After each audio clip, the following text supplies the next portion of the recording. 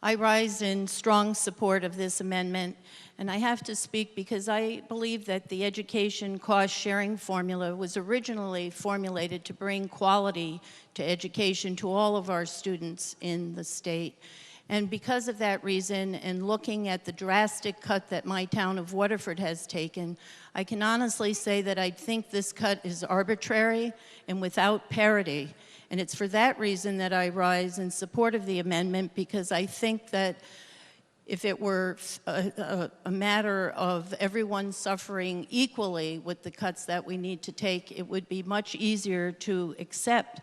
But in this case, it seems to me to be very arbitrary, and it actually hurts our children, and particularly in my district in Waterford, where I can speak firsthand as a very long-standing Board of Education member, and to tell you that we have worked consistently and hard over the years to bring efficiency and have a very lean school budgets. And we've done this in an effort to provide the best services, protect our programs, while still maintaining fiscal responsibility.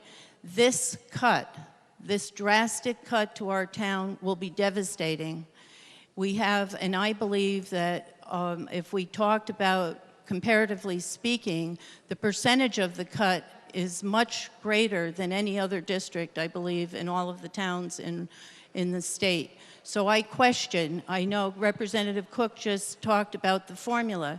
It's a very complex formula, and I think that it's time that we look at it again. I tried to question just how we came about with this size of the cut, and the answers were not given. So I question this formula, just how we derived at this sum. So for me to stand in front in support of this amendment, it's a small sacrifice when I think about how we need to protect our children, our students, and to provide quality education for every student in the state.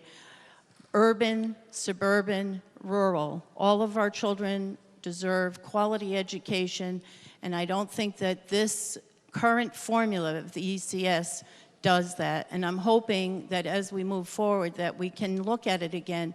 To go 12 years without an assessment of the formula and then to adjust it arbitrarily, I do not think is appropriate, and it does a disservice to our children.